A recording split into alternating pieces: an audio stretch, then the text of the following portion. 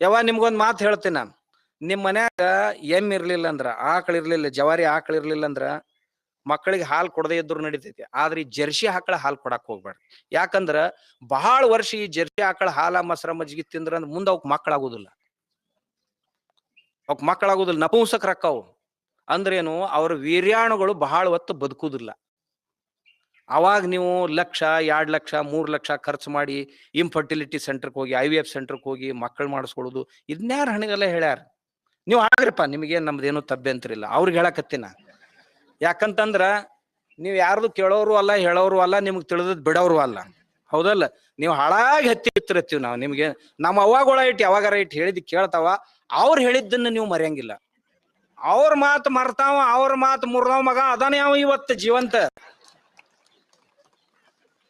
ನಮ್ಮವ್ ಹೇಳ್ಯಾನ ಕೇಳಾರ್ದ ಅಪ್ಪ ಅವ್ಯಾವ ಮಗ ಅಲ್ಲಿ ಮಹಾದೇವ್ನ ಹೇಳಿದ್ದನ್ನ ಮಹಾದೇವ್ರು ಕೇಳ್ಯಾರ ಅಂದಾಗ ನೀವ್ ಯಾಕೆ ಹಿಡಿದು ತಪ್ಪಲು?